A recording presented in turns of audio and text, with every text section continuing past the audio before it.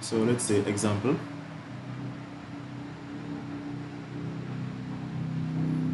Alright, so let's say that the figure below shows an object projected from the level ground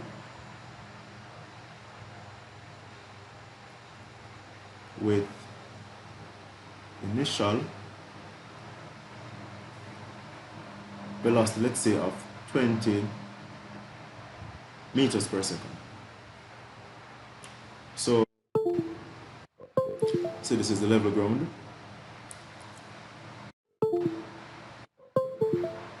So this is the level ground, like so. Let's say this is our object, like that, and it will be projected, say like so, with some initial velocity. We say u is equal to 20 meters per second. Now let's say that this was projected to the horizontal at an angle of, let's say, 30 degrees. So that's what we have. Now we know, based on earlier discussion, that this object is going to undergo a parabolic path, something like that. It's going to undergo a parabolic path, right? Just like this. Now let's say we want to do some calculations with this. So the first thing we want to do is we want to calculate the, let's just allow us to use each equation. So we're going to say calculate the time taken to reach the maximum height. Maximum height. So time taken to reach maximum height. So we would have derived our equation. We said that the time to reach maximum height, t, is equal to u sine theta over g.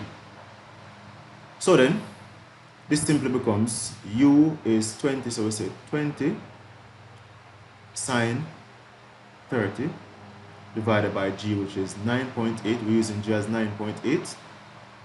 So we get that t is going to be 20 times sine of 30, which is going to be 10. So we're going to get 10 divided by, did I do this wrong here? 10, yeah, 10 divided by 9.8. And we get that t is equal to what? 1.02 seconds. 1.02? Yes, sir. So we get 1.02 seconds, approximately 1 second, right, to reach maximum height. Now we could also now determine time for the total flight. So we're going to say determine the time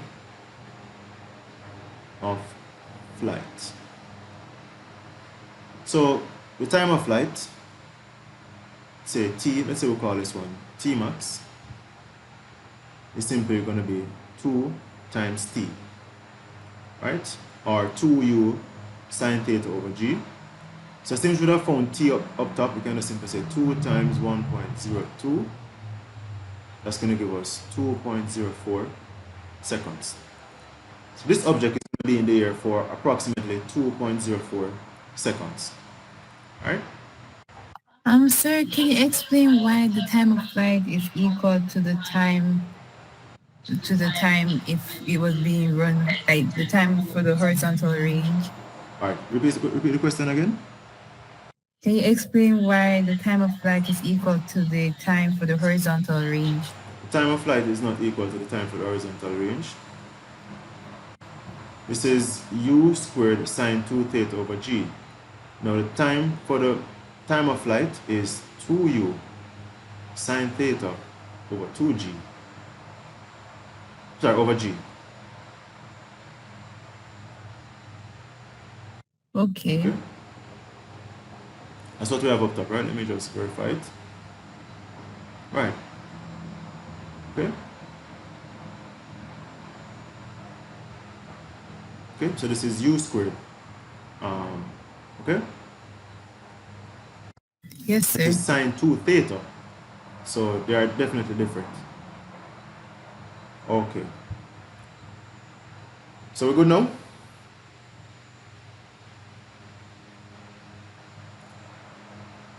That's good now? Any other question?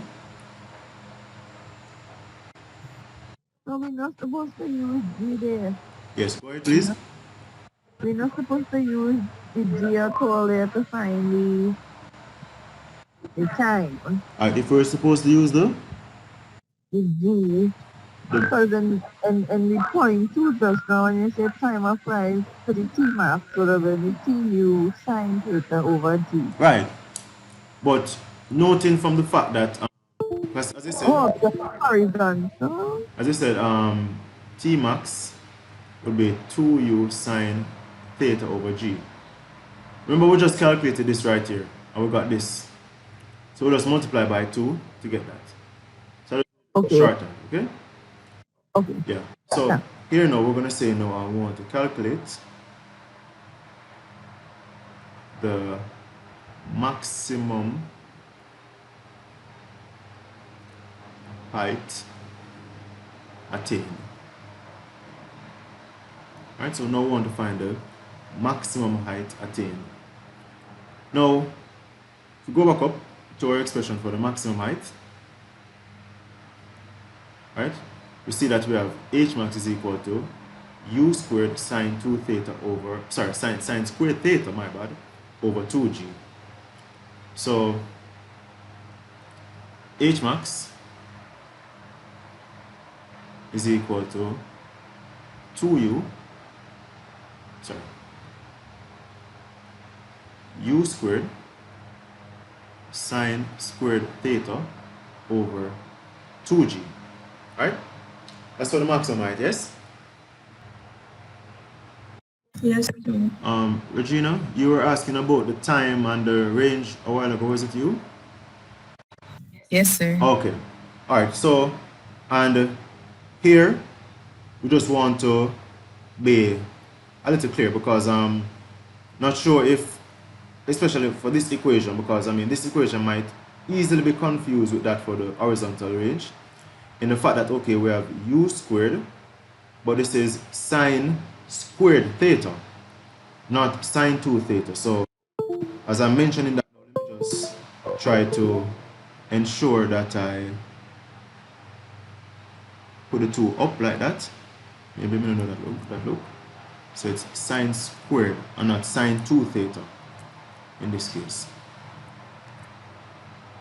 Okay, hopefully that's clear for us. Okay. So then, that being the case now, so we have u squared. So u is 20. So we're going to say take 20 and we square it. And now we're going to have sine squared theta, right? So to find sine squared theta, we just simply find the value for sine and then square it. So let me just write this as this. So we take sine of theta, which is 30, and whatever we get, we square it. Because if you try to put sine squared in the calculator, you're going to get an error. And then we divide that by 2g, which is 2 times 9.8. And then we can simplify down.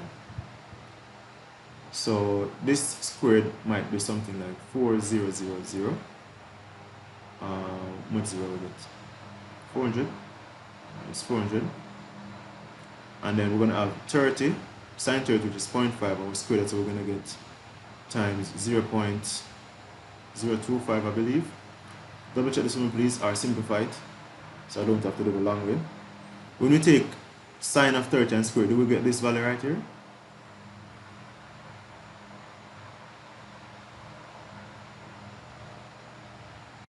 Sir, about 0.25.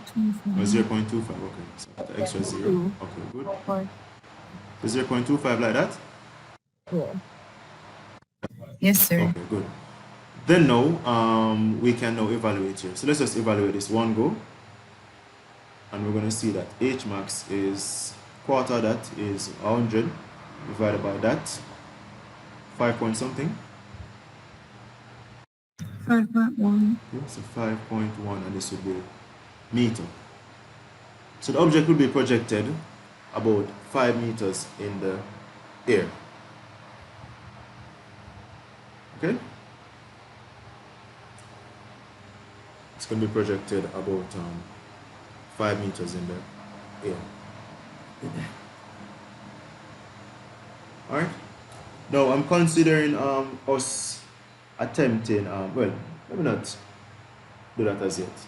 Alright? Or maybe should I? Let's try something. So we're gonna try something. So our fourth question before we look at the range. So question 4 now. So since we know that okay, it reached a maximum height of 5 meters, let's say we want to calculate the time taken to reach, let's say, 3 meters, right? 3 meters. So we're going to do this right here. We're going to try to find the time taken to reach 3 meters. Now this is going to get a little interesting, so let's get into it now. So in this case now, we're going to consider S is equal to ut plus a half at squared. Now, just remember that again we're considering vertical displacement of 3 meters above the ground. So let's say 3 meters above ground. Okay, just so that you know, we know that strictly speaking, we're talking about vertical displacement.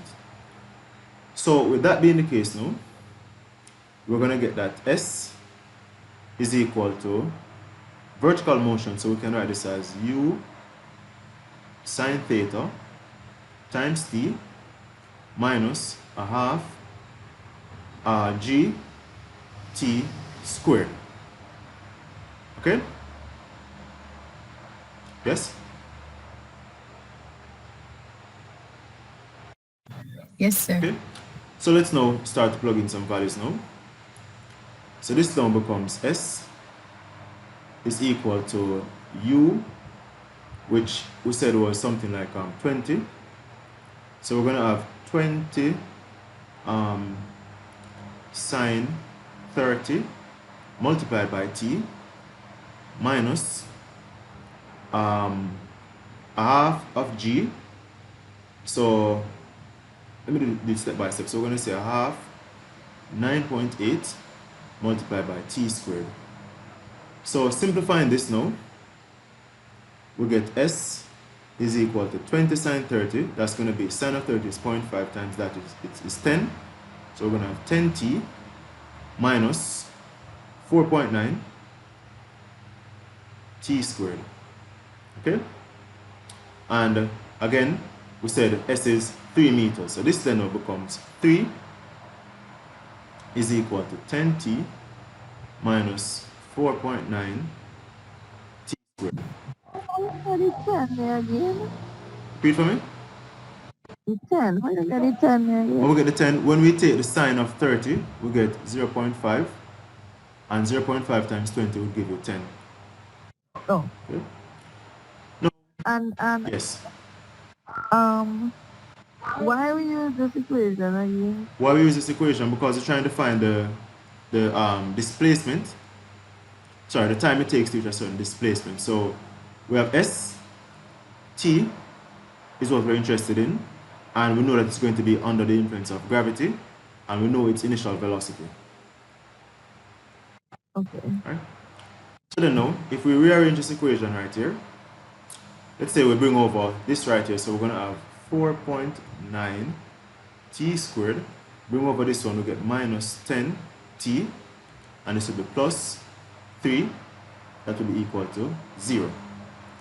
Now, what we should see right here is that we now have what we call a quadratic equation, right? Because we have our unknown, t in this case, to the second power. Now, since we have this as 4.9, we're not going to be able to determine the factors of t by considering the regular factorization. Excuse me, sir. Yes. Why is it plus 3 and not minus 3? Because what I did was I bring over everything over this. So the 3 remain the same. Oh, And I brought over everything else. Okay? Yeah. Question? Yeah. From the blue line, could you go over that? How you end up with the 3? Okay, alright. So what I did, and there's different ways I could do it. You could have brought over the 3. So we could have alternately said, okay, 10t minus 4.9t squared minus 3.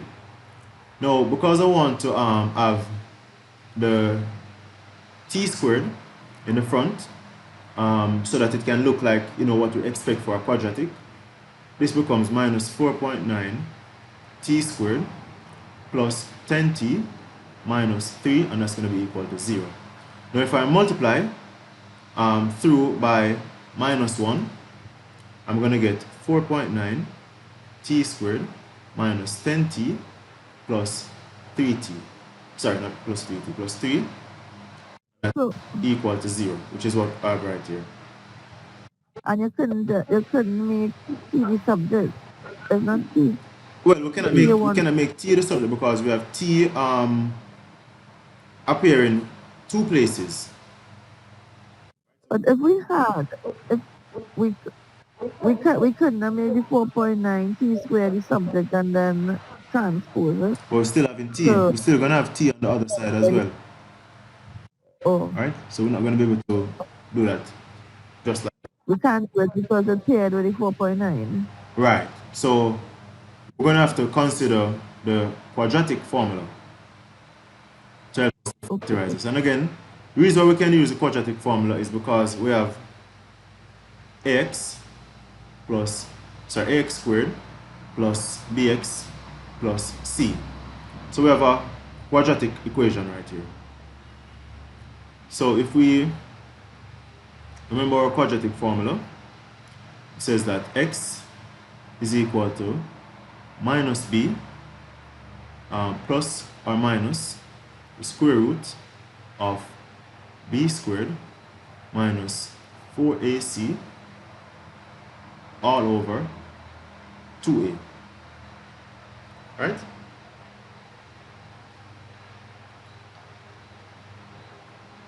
Yes, that's our quadratic formula. Yes, this looks familiar to us. What you have at the bottom is ax squared plus bx plus c? Where? And Yes. yeah. Yes. Oh. Right? We are all familiar with this, our quadratic formula. yes, sir. Okay. So the quadratic formula. I'm not familiar with that side, Yes. but okay. We're gonna have to get familiar with it then. Alright. Right? Yes. So we have our terms A, B, and C. So we line them up. That's A, that's B right there, and that's C. So in that case, then now we can now find our unknown, which is T, right? So let's do it this way. So we're going to say T is equal to negative B, where B is 10. So we're going to have minus 10, right? Plus or minus square root of B squared, which is minus 10. We square it, and then we minus from that 4a, which is 4.9, and c, which is 3. We multiply them like that, and whatever we get, we just put everything over 2, 4.9. Yes? Did I hear a question? Okay. All right, so we can now simplify now. So we're going to see that t is going to equal to that, is going to become 10, obviously, because it's negative and positive, and 2 negatives, sorry, plus or minus square root 10 squared is 100, and we get rid of the negative when we square. 3 times 4.9 times 4. I don't know what that work out to be. Somebody could just calculate it for me.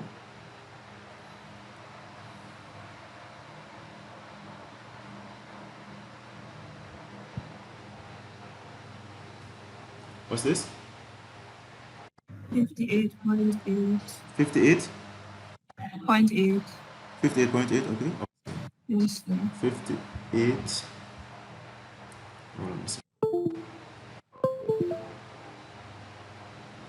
So this is 58.8.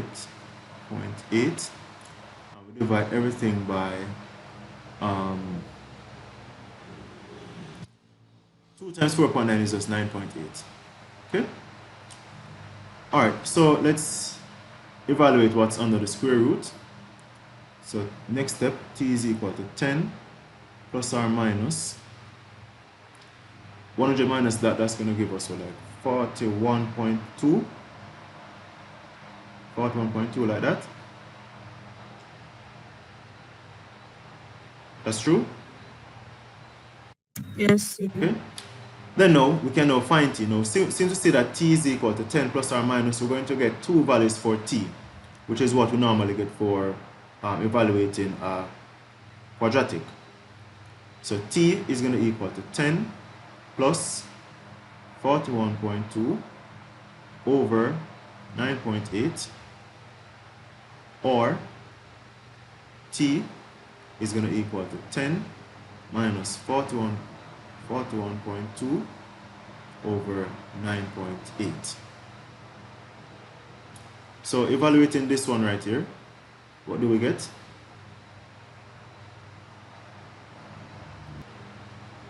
Sir, we didn't evaluate the we didn't do the square root of 41.2. Oh, yes. Good. For real. Good. Good. Good observation. For real. So we square root this right here. Good. So this will change accordingly.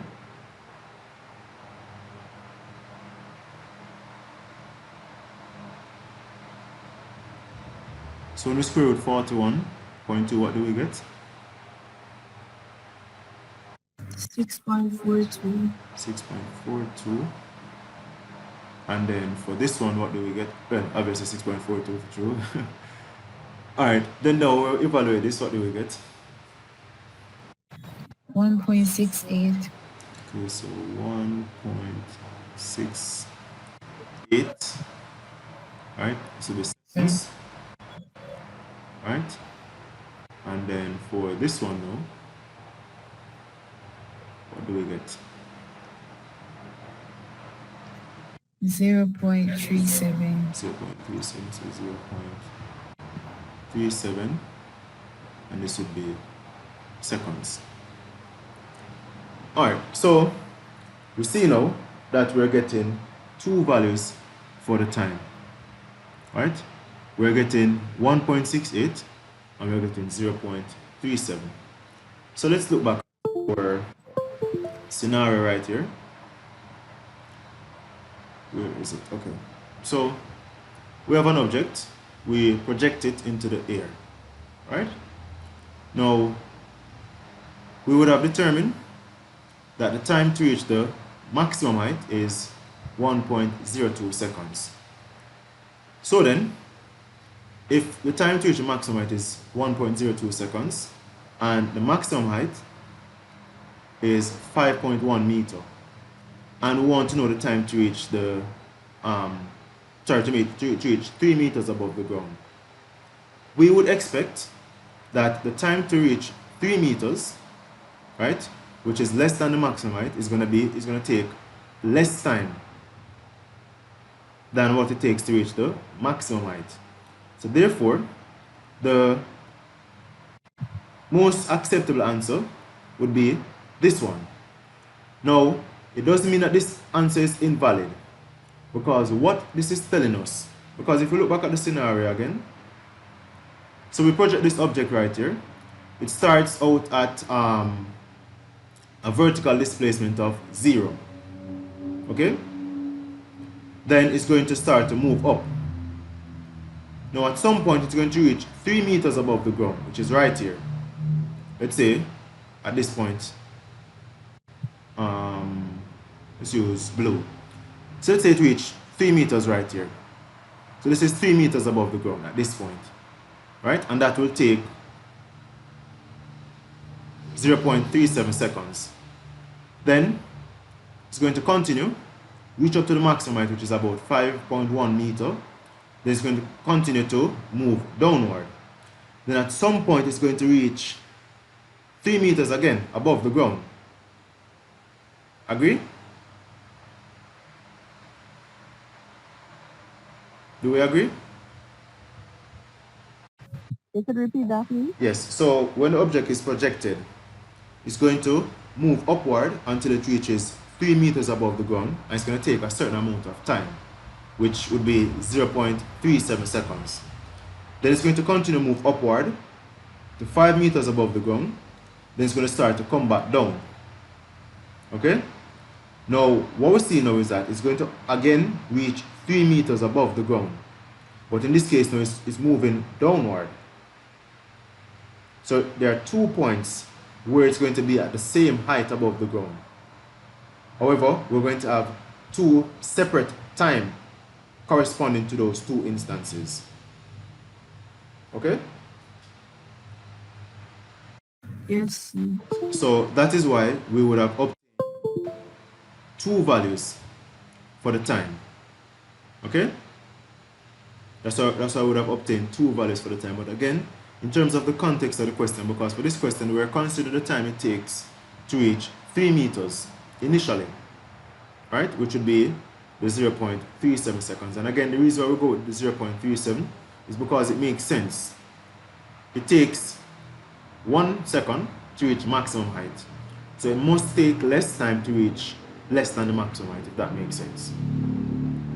Okay?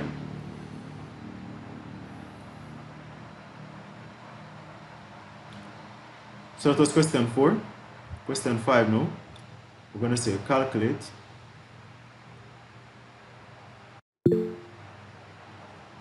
yes, question.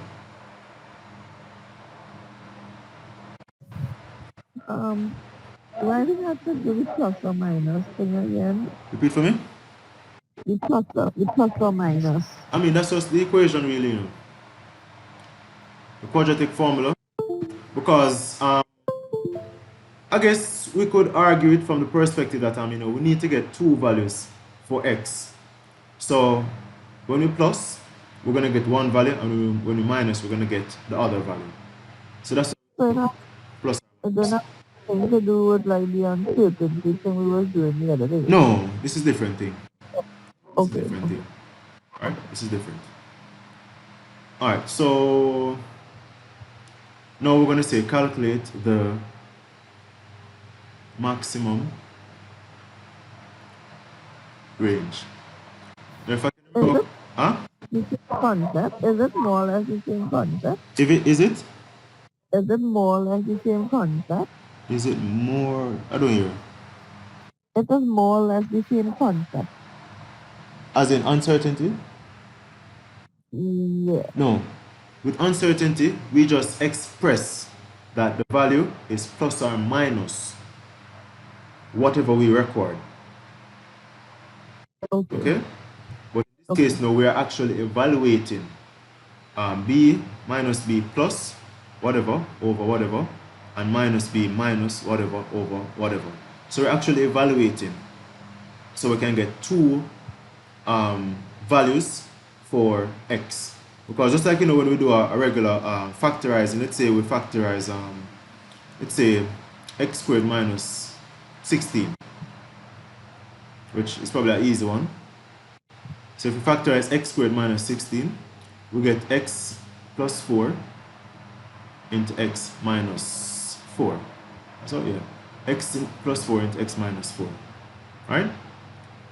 So x is equal to minus 4 and x is equal to positive 4. So we get two values for x, okay, when we factorize.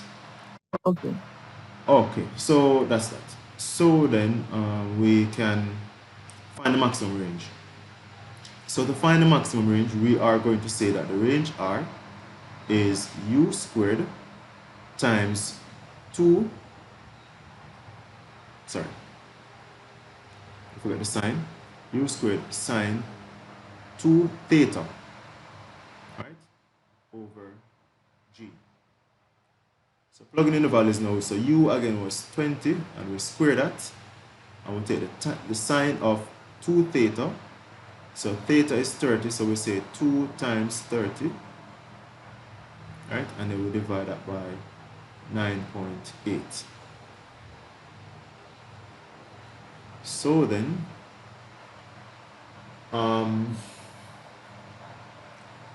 this now becomes, somebody can just work this out for me one go. I'd appreciate it. Sir, 35.3. 35.3, so, and this is range, so it's going to be in meters. So the horizontal range is going to be 35.3 meters. Okay, now I'll do a bonus question. So the sixth one now, I'm going to say find the velocity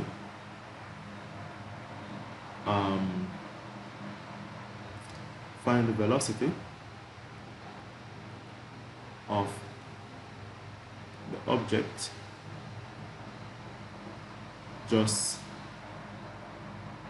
for it impacts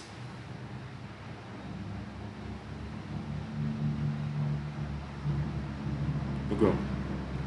So we're going to now see if we can determine the velocity just before impact. Okay? So that's what we're going to look at.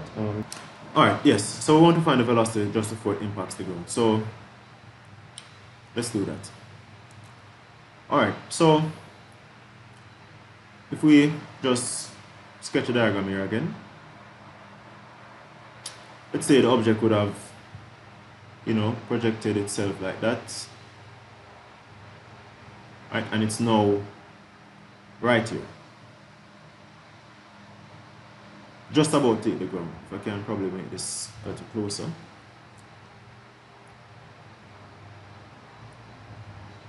So the object is just about to hit the ground. Let's say something like that. Okay? That's the object, just about to hit the ground. Now, what we're going to see is that it's going to have a velocity going straight down, and it's going to have a velocity going straight across. Because again, projectile motion. Right? So it's going to have a vertical and a horizontal velocity. So now, let's see what we can do. So let's start with the easier one. Alright, let's start with the easier one. So we know that for horizontal motion, acceleration A is equal to 0. So therefore, ux is going to equal to vx. Yes? That's true? Yes, sir. Okay. So ux is equal to vx. So therefore now vx is simply going to be u cos theta. Right? How do you get a UX is equal to VX again? Because acceleration is 0, so v is equal to u plus at, right? So since a is 0, then that becomes 0. So for the horizontal, v is equal to u. Okay? Okay. Alright, so this then now becomes u cos theta. U was 20, so we'll cos that with 30.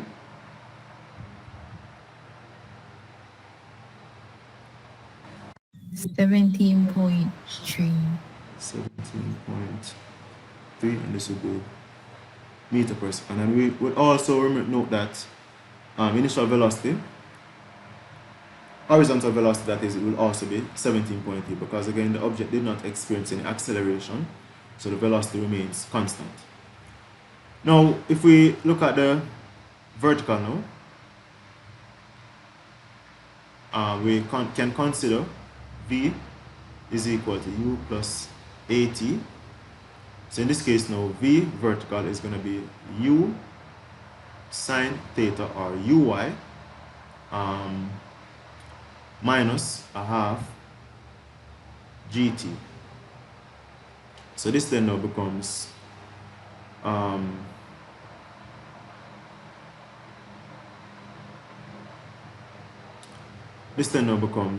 u sine theta minus 4.9 times t. Now in this case, we should note that t is a time of flight, which we say was like 2.04, if I remember correctly. It was 2.04, right? Sir, where did you get the half? Oh, yeah, good question. I'm thinking something different. Yeah, good question. For real, where did I get half? There should be no half. Minus gt. Yes. Good. So this would be 9.8 times t. Okay then. So then now, we said that t was that value. So this then now becomes, we know that this is going to be 10. So 10, because u was 20, sine of 30 is half, minus 9.8 times 2.04. And what does that one work out to? So you're supposed to get a negative number? Yes. Oh, so minus 9 point. Oh, it's just minus 10 if you round it off.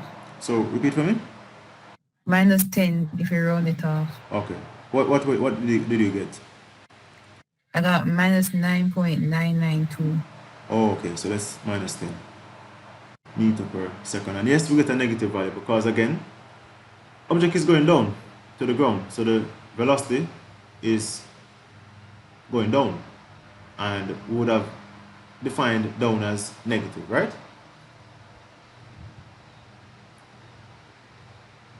Now, to find the displacement, sorry, not displacement, to find the velocity now as a single vector, we're going to say that, and again, this is Vy,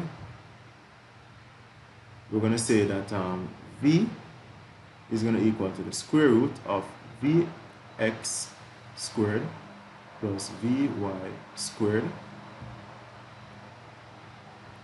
which allows us to get square root, and this is 10. Yeah, it makes sense, you know. Should be 10, should be about 10 for the final velocity, right? Should be 10 because again, object was launched, it experienced deceleration due to gravity, reached a velocity of 0, and then it speed up back under the influence of gravity. So it's like we have a spring. So you squeeze the spring, it's going to store the amount of energy that you would have used to squeeze it. Make sense? Yes, sir. All right. So since we're considering just before it hits the ground, it's going to have this same velocity, right? Now, we should note that, okay, along the journey, the vertical velocity is constantly changing, right? It's constantly changing, so we just want to be reminded of that.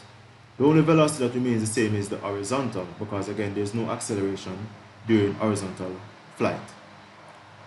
All right, so this then now becomes x is 17.3, square that, plus, this is minus 10, but you're going to square it, so you're going to get to the minus. And working this out one go, what do we get? Just as we said right here, object will have a horizontal velocity, Vx, and a vertical velocity, Vy. Now our resultant is going to be directed something like that. That's what we're trying to find. But again, as I said, based on what I would have mentioned a while ago, we should expect V to be a certain value. Anybody calculate what V is? Is it? Sure, 14. About 2? I got 14, so 40? 14. 14. So this is 14. And I got around 20. Right. That's what we should get. So double check that. Double check that for me. But we should get 20 meter per second. 20. Because again, as we said, the same velocity that it had here is going to have the same velocity right here. Because again, we are considering that, okay, the object was projected, then it went back down. Right? Now, we should be able to apply this method to find the velocity at any point along the journey. Right? We should be able to use this to find the velocity at any point along the journey of this object as it undergoes projectile motion.